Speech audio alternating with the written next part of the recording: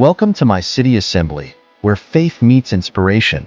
We're thrilled to have you join us on this journey of hope, motivation, and spiritual growth.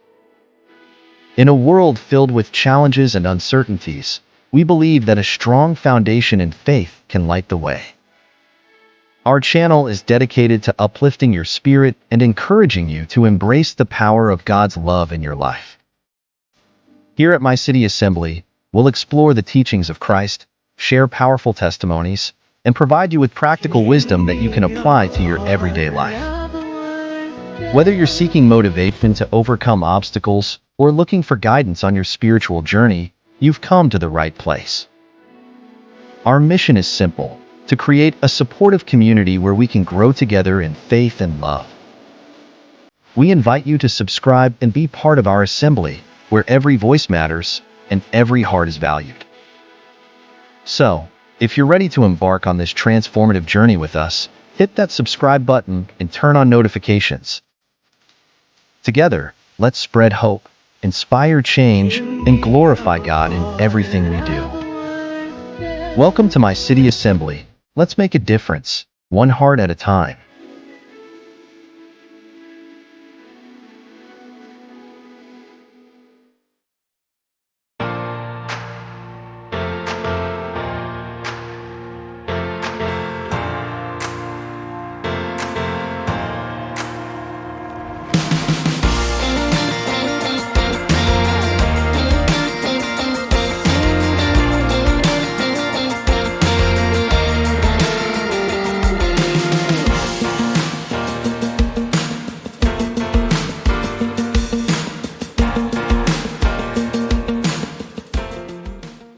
Welcome back, everybody, to another deep dive. And today we're looking at something that I think we can all relate to, those unexpected challenges in life, those trials, and how they can actually be opportunities to grow our faith. Oh, absolutely. We're going to be taking a deep dive into a Wednesday night Bible study on James 1.2 to 4. Okay. And it's amazing what a few verses can hold when you really start digging in. Yeah. It's a passage that I think can really challenge and encourage us. Absolutely. So let's jump right in. One of the things that this Bible study really emphasizes is this idea that trials are not meant to break us, but to refine us. It's almost like they're revealing those areas where our faith needs a little more, strengthening. Yeah, like a workout for our faith. Mm-hmm. You know how when you lift weights, you're actually creating tiny tears in your muscles? Mm-hmm. And then as those tears heal, the muscle comes back stronger. Oh, yeah. I've definitely felt that soreness after a good workout. But I see what you're saying. So trials are kind of like that. They push us to our limits, expose our weaknesses, and then as we work through them, our faith emerges stronger than before. Exactly. And the Bible study actually uses this really cool analogy of a tree in a storm. Ooh, I love a good analogy. Let's hear it. So imagine a tree standing tall and strong, but then a storm comes along with fierce winds that threaten to uproot it. Now what happens? Well, if the tree has deep roots, it's able to withstand those winds and actually become even more firmly grounded. Exactly. And that's what trials can do for our faith.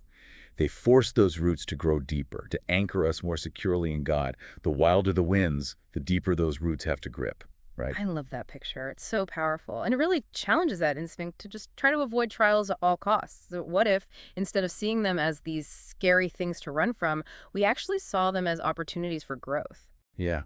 I think that's a huge shift in perspective that this passage is calling us to. Yeah. You know, we often see trials as these huge roadblocks, but what if they're more like those intense workout sessions, like you said, Yeah. that leave you sore, but ultimately stronger? That's a great way to put it. Yeah. So it's not about proving anything to God. He already knows what we're capable of. It's more about us discovering our own strength, those places where our faith might be a little shaky. Mm-hmm. I think that's such a key point. God already knows our hearts. These trials aren't about him testing us to gain information. Right. They're more about us gaining self-awareness, highlighting those cracks in our foundation that need some attention.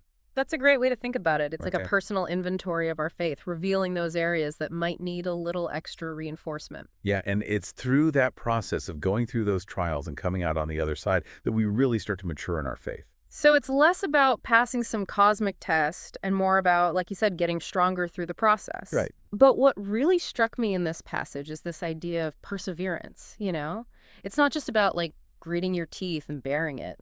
Hmm. It feels more active, like a conscious choice to keep moving forward, even when it's tough. Absolutely. Hmm. And that choice, you know, that constant pushing forward is what builds resilience. It's like a spiritual muscle that gets stronger with each challenge we overcome. Okay, so we've got trials revealing our weak spots and perseverance building strength. Right. But the real question is, what kinds of trials are we talking about? I Yeah. mean, are we just talking about those big life-altering events, or are there more subtle challenges that can also refine our faith? Well, that's where things get really interesting because James, he actually uses the word trials in a very broad sense. Oh, okay. So while it definitely includes those like major life crises, Yeah. it also encompasses those everyday frustrations, disappointments, and setbacks that we all face. Okay, so even like, when you spill your coffee in the morning, Yeah, exactly. Or you hit every red light on the way to work. or, your internet goes out right when you have a deadline. Exactly. Those are all little trials. Right. And they can be just as refining as the bigger ones.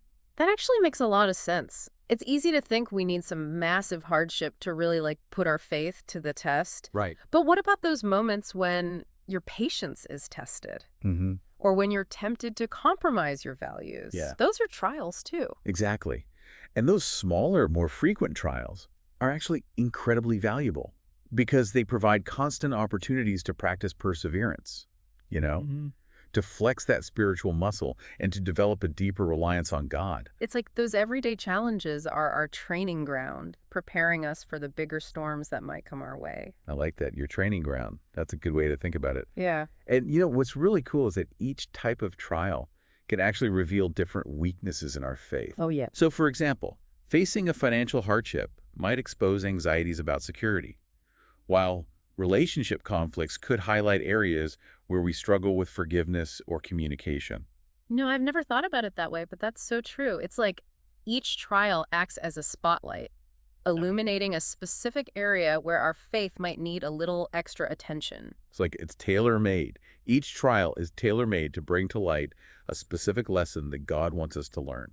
So instead of just trying to endure the trial, we can also ask ourselves, okay, what is this experience revealing about me? What area of my faith is being tested here? And how can I use this as an opportunity to grow? Right. It's not just about getting through it. It's about growing through it. I love that, growing through it. So we're not just surviving these trials, we're using them to become stronger, more resilient versions of ourselves. Exactly. And that's where the real power of perseverance comes in. And you know what I find really interesting is that a lot of times when we face those trials, it's like we hit this wall where our own strength just isn't enough. You know what I mean? Yeah. Oh, absolutely. We come to the end of ourselves and realize we need something more, something bigger to help us through. It's like we're forced to admit that we can't do it all on our own. Right. And I think that's a good thing. It's in those moments when we're stripped of our self-reliance that we're truly invited to lean on something bigger than ourselves. It's humbling, for sure. It is. But that humility is often the key to unlocking a deeper level of trust in God. When we finally surrender control and acknowledge our need for Him, that's when we start to experience His power at work in our lives. Like we're finally getting out of our own way and letting God step in. Yeah. And the Bible study gives a pretty powerful example of this kind of surrender, the example of Jesus. Yeah, the ultimate example of perseverance. Hebrews 12:2 talks about how Jesus endured the cross for the joy set before Him. Even in the midst of unimaginable suffering, He kept His eyes fixed on the bigger picture, on the ultimate purpose and joy that awaited Him. It's just mind-blowing when you think about it, facing the most horrific trial imaginable, and yet He still finds the strength to persevere, knowing that God has a plan. It really challenges our understanding of faith, doesn't it? Like, it's not about denying the pain or pretending that everything is okay. It's about choosing to believe that God is with us through it all and that He has a purpose for what we're going through, even when we can't see it. And that's where things start to get really practical, right? Because the study doesn't just leave us with these like abstract concepts. It actually poses some questions to help us apply these truths to our own lives. Right, it asks. Think of a recent challenge you faced. How did it shape your faith? Did it lead you to deeper trust, or did it reveal areas where you may need to lean more on God? Those are some pretty tough questions. It's so easy to get caught up in the day-to-day struggles that we forget to step back and reflect on how God might be working through those experiences. Yeah, and it goes even further, It asks, in what ways can you trust God more fully in your current situation? That one really hits home. It's like a personal invitation to examine our lives and see where we might be holding back from fully surrendering to God. Yeah. Are there worries or fears that we're clinging to, Yeah.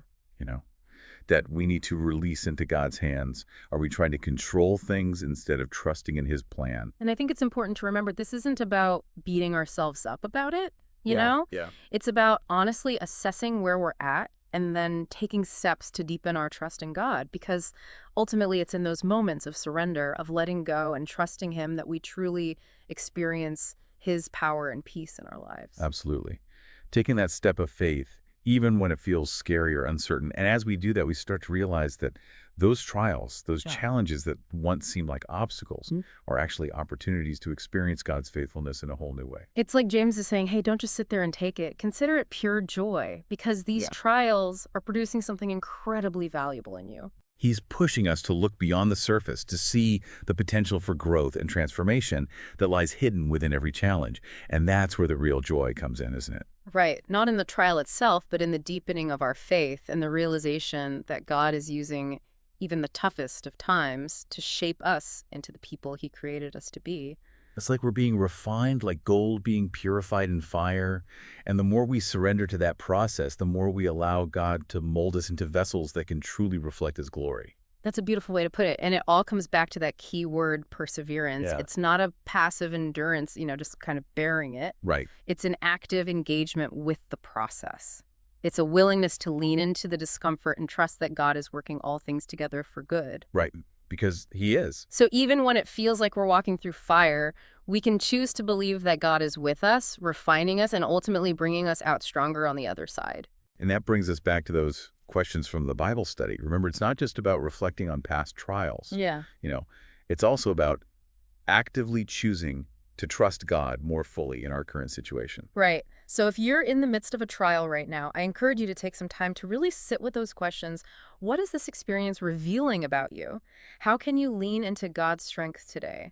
Where can you choose to trust him more fully? Because as we've been exploring today, it's in those moments of surrender and trust that we truly discover the transformative power of persevering through trials. And it's amazing, though, isn't it, how, like, when we go through those tough times, our first reaction is often, why me? Oh, yeah, that's our natural human response, right? But what if instead of asking, why me, Yeah. we started asking, okay, God, what are you trying to teach me through this? Yeah, that's a total game changer right there. Yeah, It's like shifting our focus from feeling sorry for ourselves to actually trying to learn and grow from the experience. exactly. Because let's be honest, sometimes those hard lessons are the ones that really stick with us, Yeah. the ones that shape us the most. It's true, those lessons are engraved in our hearts through those tough experiences. But I think the real challenge is that sometimes we just don't get it. We don't understand why we're going through something. And that's where trust comes in. You got it. Faith isn't about having all the answers, Hmm. you know, or like understanding every twist and turn in our journey. It's about trusting God's character, knowing that he is good, he loves us, and that he's working all things together for our good. Even when it feels like everything's falling apart, we can hold on to that truth. And that's where this whole idea of considering it pure joy comes in. It's not that we're like finding joy in the pain itself. It's more about finding joy in the fact that God is using this experience to transform us. Yeah. It's that deep down joy that comes from knowing we're not alone. God is with us every step of the way, refining us and shaping us into the people he created us to be. And who knows, maybe we'll even come out of it stronger and more resilient than we ever thought possible. It's like those trials, those fires we walk through are actually forging something beautiful and enduring within us. That's a beautiful way to put it. And, as we surrender to God's refining process, as we allow him to mold us through those trials, we become more like him, stronger, more compassionate, and more equipped to face whatever comes next. So even though we might not exactly be looking for trials, we can choose to face them with a sense of anticipation, knowing that God is using them to draw us closer to him and to shape us into the people he's calling us to be. Yeah, instead of dreading those trials, we can approach them with courage and even a bit of that joy that James talks about, Yeah. that deep-seated joy that comes from knowing we're not alone, that we're being refined, and that God is working it all out for our good. That's such a powerful reminder. So instead of asking, why me, let's start asking, okay, God, what are you trying to teach me through this? And who knows, in that question, we might just discover a whole new level of trust and intimacy with our Creator. Thanks for joining us on this deep dive, everyone. We'll see you next time.